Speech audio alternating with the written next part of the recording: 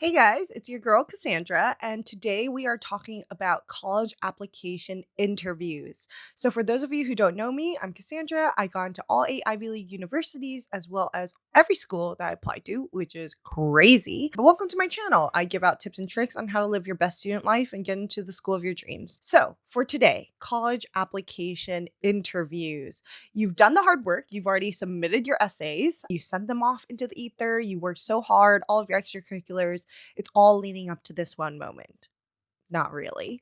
I know it feels really big and monumental, but really, what is the purpose of these college interviews? So, a couple things to note. Not everyone gets a college interview, right? This is just based on the availability of the alumni that they have in that area or available online, on Zoom, on the phone, things like that. Not everyone's guaranteed to get one. Then why do they include this as part of the process? It does a couple of different things for the school. First, it validates that you are indeed a human being. You know, a CAPTCHA, like on those websites where they, ask you, are you a robot? Are you a human being? Treat this interview as kind of like that. They want to make sure that you're a kind, nice, normal human being with good social skills and are really the person that is on their application, right? So, in a sense, it's a verification method, but also it is a way to get you invested in their school. Keep in mind that these interviewers are volunteers. They're alumni in the area who have volunteered time out of their very busy days, very busy lives and schedules to come and talk to you, a high schooler. And why is that? They probably really enjoyed their experience at the school, whether it was 5 years ago, 10 years ago, 20 years ago, and are willing to chat with you about their experience. So there's still a degree of school pride that runs through their veins. That's probably why they volunteered. In that light, this interview then becomes a little bit of a two-way street, right? They want to make sure that you're cool for the school and they want to get you invested in their school.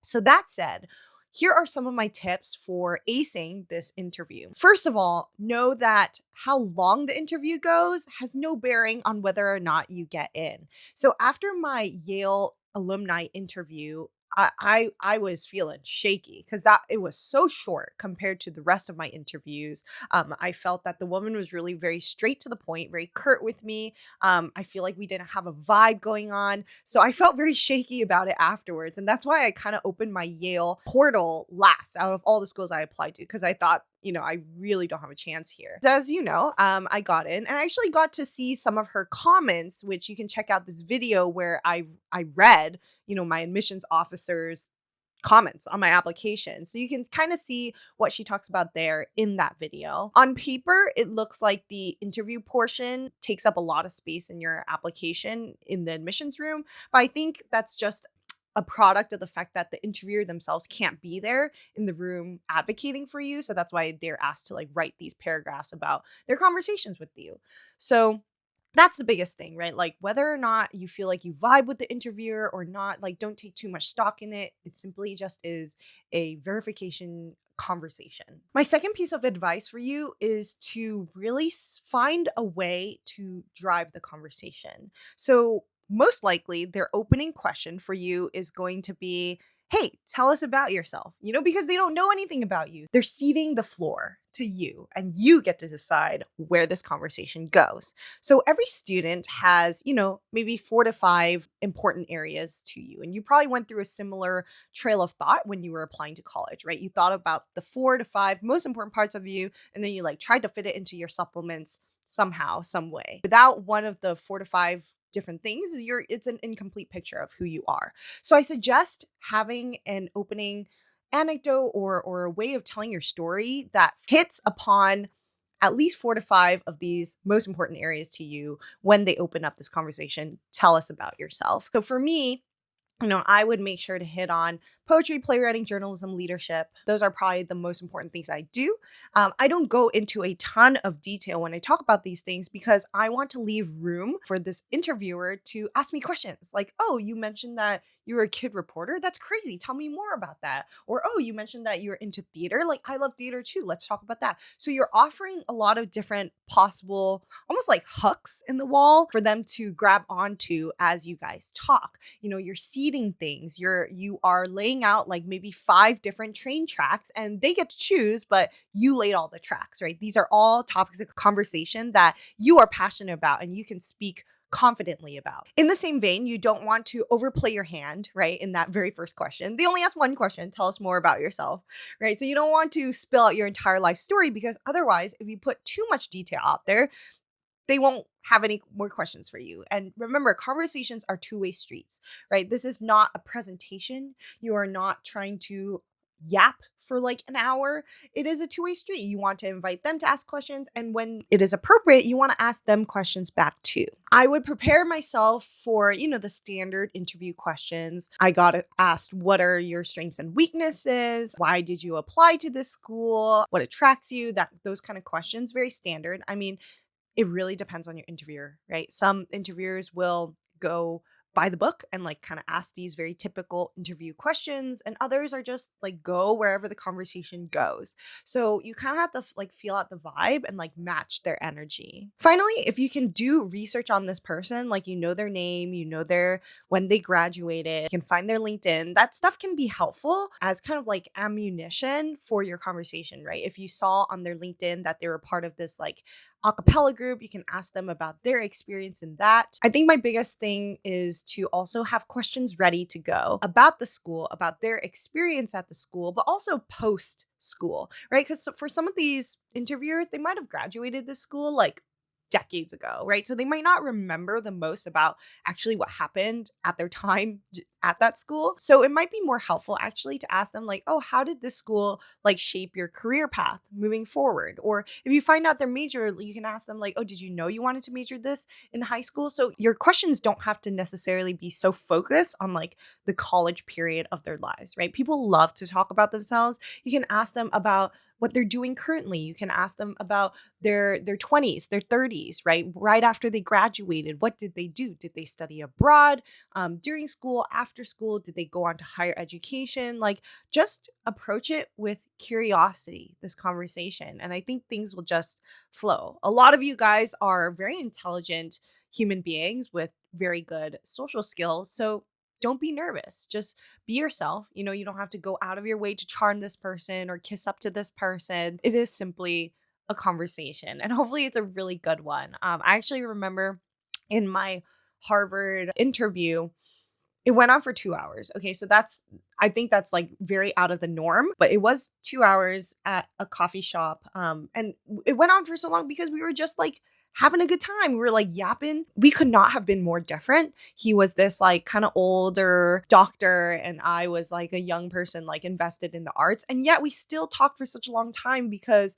I think at a fundamental level, we connected over our passion to change the world. I remember at some point I got so emotional over like whatever it was I was talking about, something that I was like really passionate about at that time, that I actually kind of like teared up and like cried in my interview.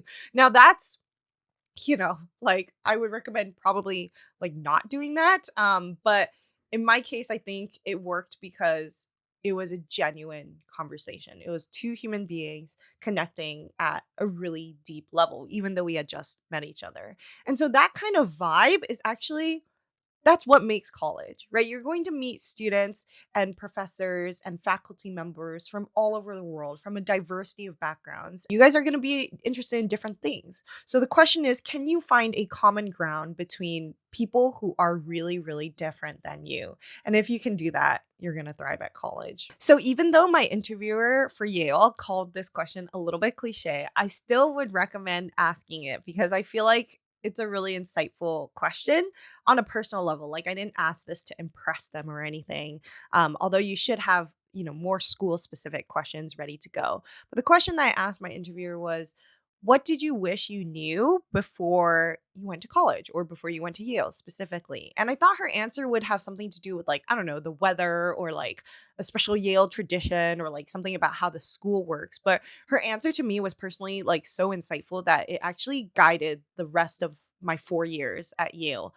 And her answer was surrounding like imposter syndrome, that everyone suffers from it. The faster you realize that everyone's in the same boat and everyone's just trying to fake it till they make it, like the faster you get to enjoy this experience. So that to me was like really sage advice that I clung on to actually in the next 4 years of my life. So this is also an opportunity to ask someone who has gone down this road, before you, and really try to avoid like any pitfalls that they might have encountered. They worked hard to earn their wisdom, probably through a lot of trials and tribulations, right? And so we want to learn from that. They have already paved the path in a way. So let your curiosity guide your questions to really pick this person's brain, not just about the school that they represent, but about the college experience in general. So, my biggest piece of advice is to be yourself, to have fun. Don't feel like you have to really impress them or speak perfectly.